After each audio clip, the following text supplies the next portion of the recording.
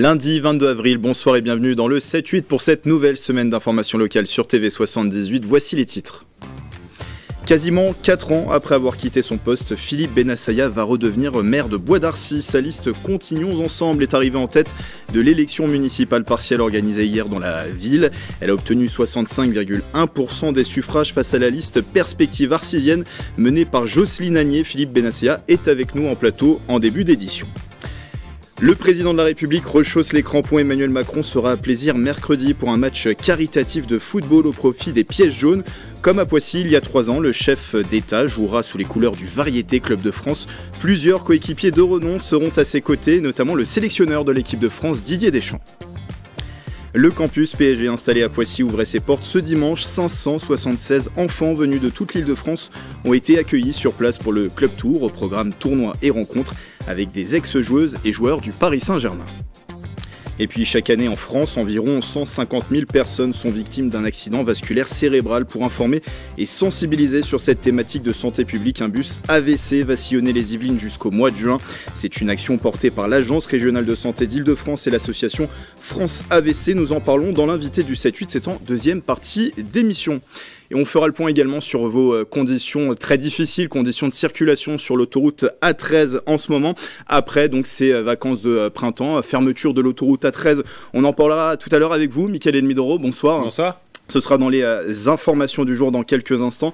Mais d'abord, Philippe Bennassaya est avec nous. Bonsoir. Bonsoir. Vous avez été élu. Votre liste Continuons Ensemble a remporté l'élection municipale partielle qui s'est tenue hier à Bois d'Arcy. Et vous avez recueilli, on va voir sur ces résultats, 65,1% des voix face à la liste Perspective Arcysienne menée par Jocelyne Agnier qui totalise 34,90% des voix. Vous allez donc très prochainement retrouver votre fauteuil de maire occupé entre 2014 et 2020 et que vous aviez dû quitter fin 2020 puisque vous avez été élu député. C'est votre ancien premier adjoint Jean-Philippe Luce qui vous avait succédé jusqu'à sa démission en février dernier. Ça vous fait quoi de retrouver cette fonction de maire ? Vous allez la retrouver très prochainement. C'est pas encore tout à fait officiel. Il faut que le conseil d'installation se produise. D'abord, c'est un grand bonheur et je remercie les Arcysiennes et les Arcysiens parce que le score est au-delà de mes espérances. Lorsqu'on quitte le siège d'une mairie pendant 3-4 ans parce qu'on ne peut pas cumuler les deux fonctions de maire et de député. Plus de 1000 voix d'écart. Il y a eu plus de 1000 voix d'écart, il y a eu quand même une participation forcément basse pour une partielle, mais pas si forcément basse pour une partielle puisqu'on est arrivé à 36%. Je savais qu'à partir de 30% de participation, c'était plutôt bénéfique. Je trouve que c'est un très beau score, une belle participation, un bel engouement des Arcysiens et des Arcysiennes pendant cette campagne. Et puis, c'est un score qui, à chaque élection, est un record, puisque en 2014, j'avais été élu avec 58% des voix, en 2020, 63%, et en 2024, 65%. C'est pas innocent, il n'y a pas de hasard. Je pense que c'est le travail que nous avons fait depuis 10 ans, qui a totalement transformé la ville, de la vie de tous d'ailleurs, et les projets que nous avons encore dans la besace. Donc je pense que les Arcysiens ne se sont pas trompés. Non, vous êtes content de la participation, elle est tout de même faible, hein, oui. 35,35% des voix contre 43%, un peu plus de 43% en 2020. Vous l'analysez comment on était en pleine période de vacances, c'était la fin des vacances scolaires, c'est aussi une élection partielle qui mobilise en général moins qu'une élection. Quand il n'y a pas d'écho national, c'est très difficile de mobiliser. Alors, lorsque vous avez le renouvellement général en 2026 des élections municipales, vous allez en parler pendant des mois. Là, ce n'était pas le cas, puisqu'on était sur une partielle d'une seule ville des Yvelines. Donc il y a eu un écho extrêmement faible. Et puis également, la fin des vacances, le dernier dimanche des vacances. Voilà, c'est compliqué. Pour 2020, on avait le Covid. 43, c'est pas terrible non plus comme participation, mais c'est déjà un peu mieux que celle-là. Donc voilà, il y a eu plusieurs critères, mais malgré tout, il y a eu quand même une petite mobilisation, une petite musique qui s'est fait sentir dans cette campagne, qui a permis de démontrer ce qu'on avait comme projet pour l'avenir de Bois d'Arcy. On va écouter justement quelques Arcysiens sur votre victoire, croisée par Patrick Jacques de Dixmude ce matin. Le maire là qu'il y a là, il est très très bien. C'est celui-là qu'on avait déjà il y a un petit moment. Et il est revenu sur Bois d'Arcy et il est passé. Je pense que pour notre commune, c'est un bien. J'ai rien compris. Alors comme ça, c'est clair. On a élu un maire il n'y a pas si longtemps que ça, non? Il n'a pas été réélu ou quoi, je sais pas. Il était déjà en place avant et il a repris sa place. On s'attendait assez logiquement à ce qu'il reprenne sa place. Après, voilà, c'est logique. Bah, on a peut-être entendu quelques explications à la faible participation. La dernière personne dit que c'était joué d'avance, peut-être. Il y a aussi une autre personne qui disait être un peu perdue avec cette élection municipale partielle, de ne pas être forcément au courant de tout ce qui se passait. Comment Alors, il y a un peu de tout.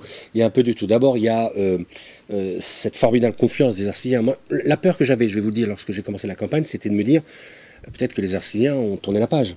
C'est possible, alors que j'étais quand même présent, puisque ma permanence parlementaire était à Bois d'Arcy, que j'étais quand même le député de Bois d'Arcy et de la 11e circonscription. Mais en fait, cette confiance ne s'est pas affaiblie avec le temps, bien au contraire.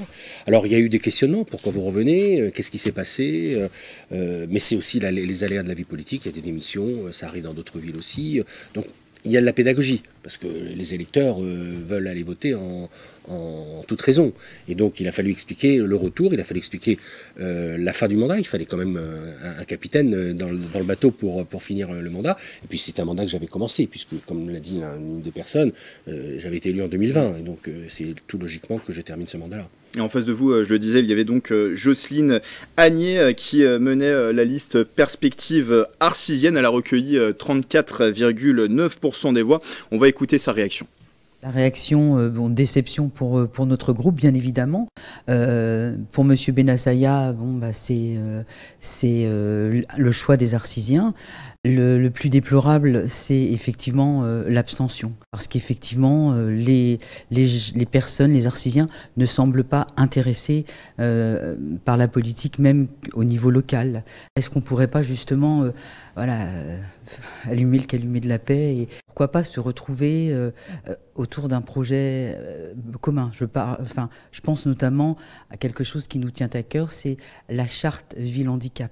Est-ce qu'on ne pourrait pas travailler sur un dossier en commun ? Mais comment vous envisagez les 2 prochaines années, Philippe Benassaya ? On sait que la campagne a été quelque peu tendue. Est-ce que vous comptez travailler avec l'opposition ? Je suis très étonné parce que moi j'ai fait beaucoup de propositions à Mme Agnier en 2020. Elle a failli d'ailleurs rejoindre ma liste en 2020.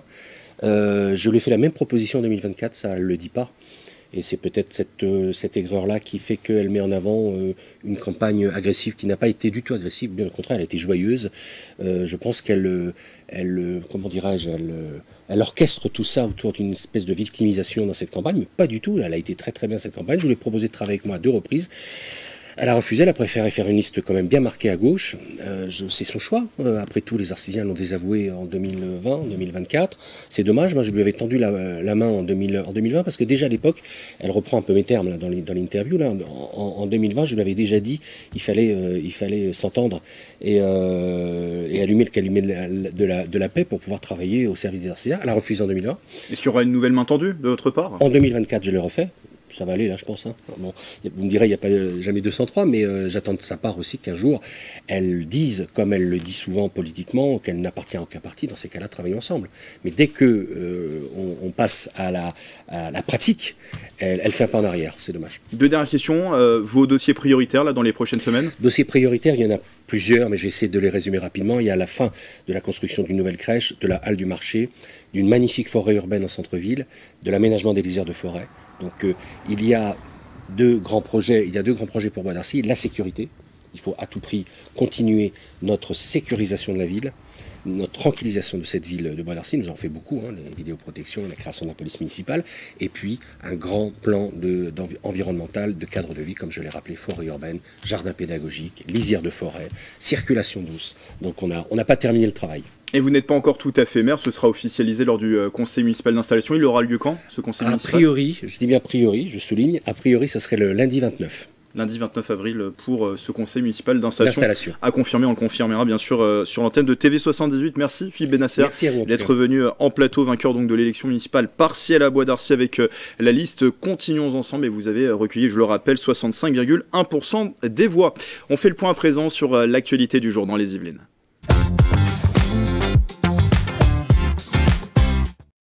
Et pour commencer, Mickaël, l'autoroute A13 pourrait rester fermée une bonne partie de la semaine entre Vaucresson et Paris, et ce dans les 2 sens de circulation.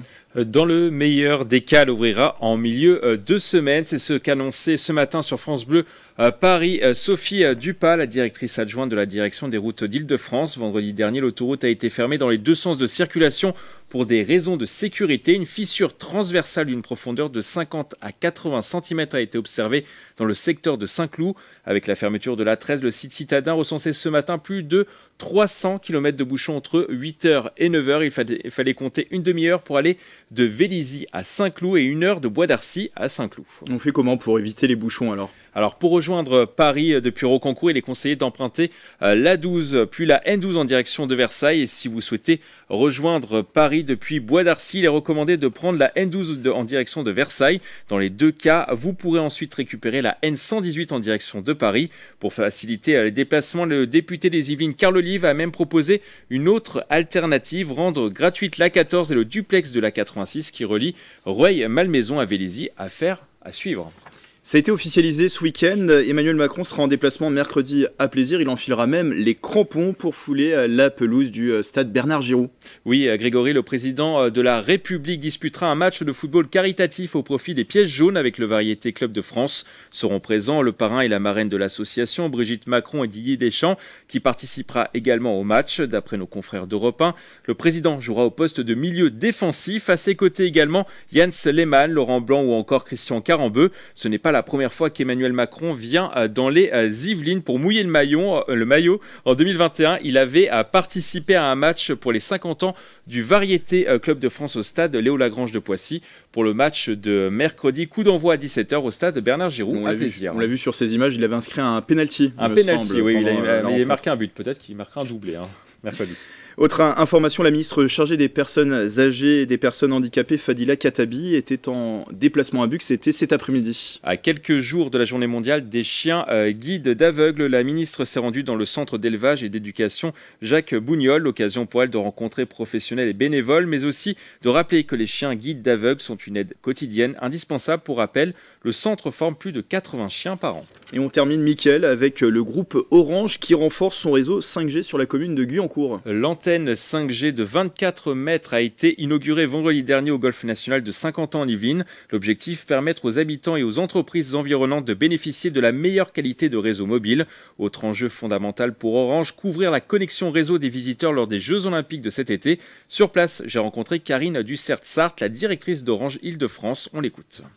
Le débit 5G, c'est 3 à 4 fois supérieur en moyenne à un débit 4G. Donc cela va permettre de couvrir les 30 000 visiteurs au quotidien qui vont aller regarder les compétitions. Et donc c'était important de pouvoir les couvrir en 5G et de leur apporter la capacité nécessaire pour que chacun puisse se connecter au même moment. On le rappelle, Orange est partenaire et fournisseur officiel de Paris 2024. Merci Mickaël, vous restez bien entendu avec nous pour les actualités sportives dans les Yvelines.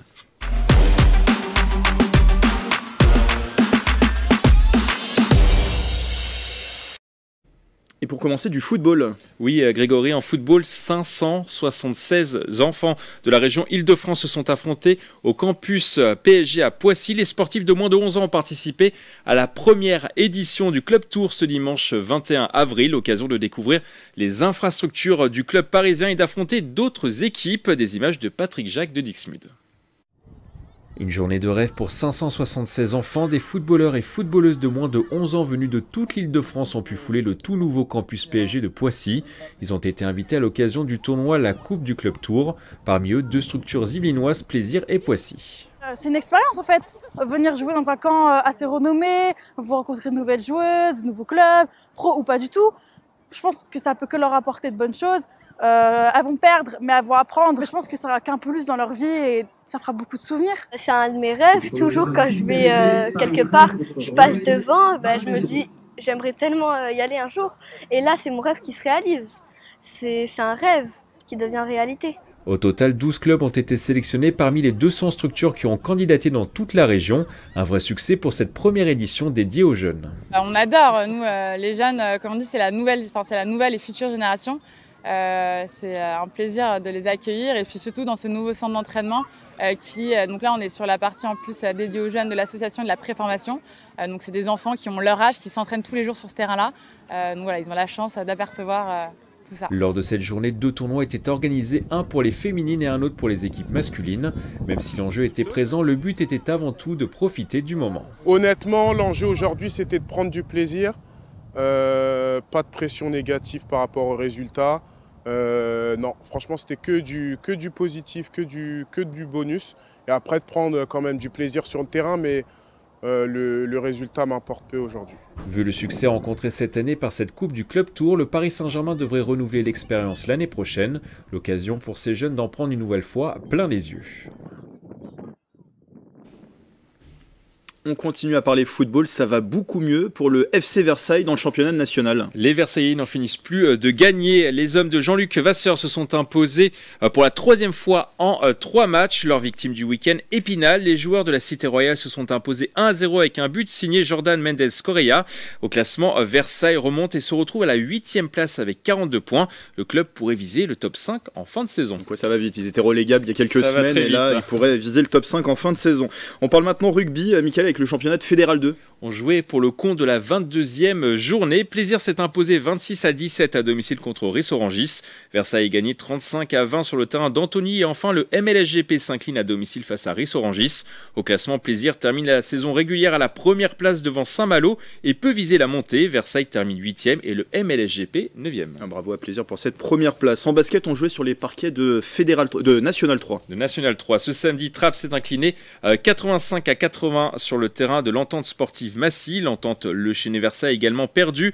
Les Chénésiens se sont fait terrasser 96-57 à l'extérieur. Enfin, Chatou perd à domicile contre Laïque Montivilliers. 3 défaites en 3 matchs pour nos clubs yvelinois. Au classement, Trappes est 8e, le LCB 78 est 11e et Chatou-Croissy est 12e.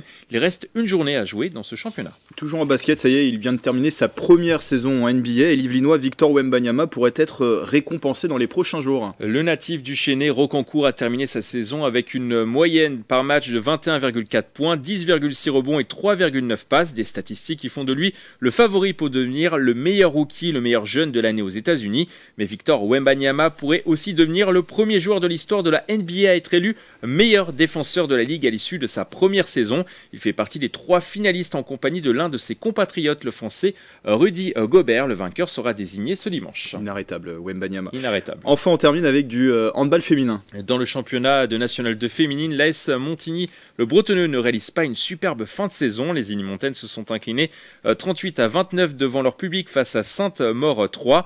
Une défaite qui n'arrange pas les Saint-Quentinoises. Elles sont 9e du championnat, mais le club ne devrait pas descendre en fin de saison. Merci Mickaël pour ces informations sportives. Et on va terminer d'ailleurs cette page sport à La Verrière où pendant les vacances scolaires, 15 enfants ont pu bénéficier d'un stage de tennis de table pas comme les autres. Ils ont rencontré à cette occasion les champions de France Quentin Robineau et Audrey Zarif. Le reportage de Julien Leroy et d'Elsa Malkoun. 15 enfants ont découvert le tennis de table à La Verrière. À l'approche des Jeux Olympiques de Paris, le département et Saint-Quentin-en-Yvelines ont lancé le programme Dans la peau d'un champion. Objectif, permettre aux enfants franciliens de partager un moment avec des champions français. Pour pouvoir donner aux enfants la possibilité de se mettre dans la peau d'un champion. Ça veut dire avoir peut-être l'envers du décor de la vie d'un sportif de haut niveau. Soit ils pourront piocher des éléments pour leur pratique, même en loisir ou en compétition, quel que soit le niveau, mais aussi en tant que citoyen, parce que les valeurs du sport, on peut les retrouver dans la scolarité. Et pour la première édition, l'association Skyping a contacté les 2 champions de France, Quentin Robineau et Audrey Zarif, pour animer une partie du stage. Tous 2 ont à cœur de partager leur passion aux plus jeunes. J'ai envie de transmettre ce que j'ai vécu, j'ai envie de transmettre aussi, je passe mes diplômes d'entraîneur, donc j'ai envie de transmettre aussi l'aspect technique, tactique, mental de ce sport, mais aussi comment j'ai vécu ma vie, les expériences que j'ai eues. Je leur ai appris un peu comment servir, comment faire un coup droit, comment faire un revers, parce que eux c'est pas du tout leur sport. J'essaye de leur plus inculquer la solidarité, le collectif, c'est hyper important. Pour transmettre ce message et les valeurs de leur sport, les 2 pongistes professionnels ont pu échanger avec les enfants de 8 à 16 ans le 18 avril au gymnase de la Fraternité. Ensuite, ils ont lancé des ateliers sportifs pour leur enseigner les bases de la discipline. C'est une chance, c'est impressionnant parce qu'il y a des clubs où il y a des champions de tennis qui ne viennent pas. Et nous, on a la chance et tout. Ils nous racontent un peu leur vie, leur parcours. Je ne savais pas faire le service. Et là, c'est Thibaut qui m'a appris à le faire. Les coups droits aussi. Et je pense que ce sport est fantastique. Les organisateurs espèrent étendre les stages dans la peau d'un champion à d'autres villes et à d'autres enfants des Yvelines pour continuer à transmettre les valeurs du sport à la jeunesse en vue des Jeux Olympiques de cet été. Bientôt l'invité du 7-8, mais juste avant les cartes météo de demain.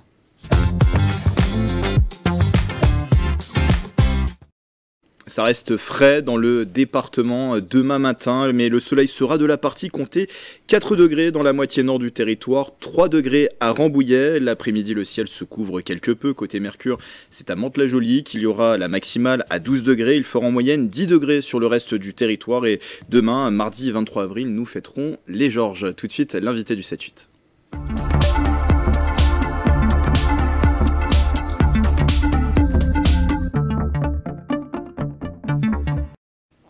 Et on y parle de santé. Jusqu'au mois de juin, le bus AVC sillonne les Yvelines. Passage dès cette semaine dans les communes de Versailles jeudi et de Plaisir vendredi. Ce bus AVC s'arrêtera ensuite à Sartrouville, Conflans-Sainte-Honorine, de nouveau Versailles, Chanteloup-les-Vignes, Maison-Lafitte, Mantes-la-Jolie. Dernière étape à Coignères le 28 juin. Et pour en parler, Marie Blanchère-Carré est avec nous. Bonsoir. Bonsoir. Alors vous êtes animatrice de la filière AVC au centre hospitalier de Poissy-Saint-Germain-en-Laye. Oui. Avant qu'on parle de ce bus AVC qui va donc sillonner les Yvelines, parlons justement de l'accident vasculaire cérébral qui concerne 150 000 personnes chaque année en France. Tout simplement, qu'est-ce qu'un AVC et que se passe-t-il quand une personne est touchée par un AVC ? Alors, qu'est-ce qu'un AVC ? C'est un accident vasculaire cérébral, vous l'avez dit. Il y a deux types d'AVC. Il y a un AVC qui va être dit ischémique, c'est un petit caillot qui va boucher une artère, et un AVC hémorragique, c'est un vaisseau qui va se déchirer et il y a une hémorragie. Donc dans les deux cas, il va y avoir une souffrance du cerveau et il va y avoir des symptômes. Et donc il y a des symptômes qu'il faut absolument connaître pour pouvoir donner l'alerte et qu'il y ait une bonne prise en charge des patients. Quels sont justement ces symptômes qui doivent nous alerter ? Alors il y a 3 signes qu'il faut vraiment connaître par cœur, qui nous permettent de reconnaître 95% des AVC. Alors c'est un événement qui va être déjà brutal. Et ça va concerner la moitié du corps. Donc ça peut être une paralysie de la moitié du visage, à droite ou à gauche, qui peut toucher la vue sur un œil. Ça peut être une paralysie du corps, que le bras, que la jambe, les deux, ou un trouble du langage. Donc quelqu'un qui parle normalement avec vous et puis qui d'un coup n'arrive plus à trouver ses mots ou qui va utiliser un charabia incompréhensible. Et quand on est face à cette situation, quels doivent être nos premiers réflexes ? Tout de suite, donc on ne touche pas au patient, on le laisse allonger s'il est allongé. On appelle un seul numéro, c'est le 15, c'est le SAMU. Au bout du fil, il y a un médecin qui va reconnaître tout de suite que c'est un AVC. Et lui, il sait où sont les unités neurovasculaires, ce sont les unités de prise en charge spécialisées de l'AVC, et là où il y a de la place. Il va prévenir l'équipe médicale, et vous allez être pris immédiatement sans passer par une attente aux urgences ou quoi que ce soit. Donc une prise en charge extrêmement rapide. Est-ce qu'ils sont plus fréquents aujourd'hui, les AVC, ou les chiffres n'évoluent pas forcément ? Alors, on s'attend à ce que ça évolue. Ça évolue, oui, bien sûr, parce qu'il y a une mauvaise hygiène de vie, parce qu'il y a plus de stress, parce que l'alimentation va se dégrader. Est-ce qu'il y a des facteurs de risque voilà. Il y a des facteurs de risque essentiels. Quels sont-ils ? Alors, il y a 4 maladies qu'il faut vraiment surveiller. Donc, il y a l'hypertension artérielle, qui est la plus pourvoyeuse d'AVC. Il y a une arythmie cardiaque, donc c'est un cœur qui va battre de façon irrégulière, le diabète et l'hypercholestérolémie. Ces 4 maladies-là, elles peuvent être traitées, et une fois que c'est traité, donc on a réduit ce risque d'AVC. Et après, il y a d'autres choses qu'il faut surveiller, mais c'est plus de façon plus générale, c'est l'alimentation, limiter sa prise de poids, c'est les addictions. C'est limiter sa consommation d'alcool, arrêter le tabac, les prises de drogue et faire de l'activité physique.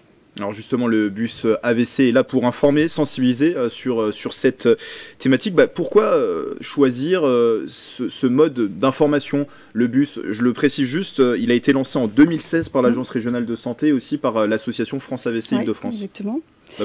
Pourquoi le bus? Alors pourquoi on a fait un bus? Parce qu'on s'est aperçu qu'à l'hôpital, on avait encore une grosse proportion de patients qui arrivaient trop tard, parce qu'ils ne connaissaient pas ces signes. Donc on avait envie d'informer au maximum la population générale et que toutes nos actions à l'intérieur de l'hôpital ne suffisaient pas. Donc il fallait sortir de l'hôpital et aller vers les populations, donc au plus près des gens. C'est plus facile d'aller à la rencontre directement du public pour parler de cette thématique. Voilà, ouais. On est hors hôpital, on est dans la prise en charge de la santé, mais avant d'être malade. Et c'est ça qui est intéressant. Alors, quels sont les objectifs? Qu'est-ce qu'on va pouvoir concrètement y faire dans ce bus AVC? On va déjà expliquer ce que c'est qu'un AVC, ce que je vous ai dit tout à l'heure, comment le reconnaître, comment donner l'alerte donc avec l'appel du 15, et puis après, on va expliquer les facteurs de risque. Une fois qu'on a fait ça, en fait, on leur propose à toutes ces personnes de rentrer dans le véhicule et d'aller tester donc, où ils en sont dans leurs facteurs de risque. Est-ce que depuis le lancement de ce bus, vous constatez une amélioration peut-être sur la connaissance de l'AVC? Un petit peu, oui. Mais c'est quelque chose qu'il faut, l'information, la prévention, il faut la répéter. Il faut faire des piqûres de rappel tous les ans. Et donc il faut revenir toujours sur ça, voilà, c'est comme ça. Après, ce qu'on voit, c'est qu'il y a de moins en moins de médecins traitants, ça c'est une vraie problématique. Oui. Et on a une augmentation très forte de l'hypercholestérolémie, par exemple. Alors on va rappeler les dates de ce bus AVC, je le disais, il va passer dès ce jeudi à Versailles, vendredi à Plaisir, il s'arrêtera ensuite à Sartrouville, Conflans-Sainte-Honorine et de nouveau à Versailles en mai, à Chanteloup-les-Vignes, Maisons-Laffitte et Mantes-la-Jolie en juin, dernière étape à Coignères le 28 juin, toutes les informations sur le site internet qui s'affichent, c'est à chaque fois pour les horaires de 9h à 16h, sauf ce 25 avril à Versailles où c'est de 14h à 18h. Est-ce qu'il faut réserver en avance pour venir sur place? Pas du tout, vous venez comme ça, c'est gratuit, c'est ouvert à tout le monde. Donc c'est gratuit et donc c'est une action qui va sillonner les Yvelines en particulier, ou il y a aussi d'autres territoires qui Alors en ce moment là c'est vraiment que les Yvelines, mais depuis 2016 on a parcouru toute l'Île-de-France. Donc je le disais, on retrouve toutes les informations sur le sur site. Les deux sites. Le site de France AVC Île-de-France et le site de l'ARS Île-de-France. Merci Marie Blanchère-Carré d'être venue parler de ce sujet en plateau. Et c'est la fin du 7-8. Merci de votre fidélité. Demain, pour une nouvelle édition, vous retrouverez Gabriel Gontier à la présentation. Très belle soirée sur TV78.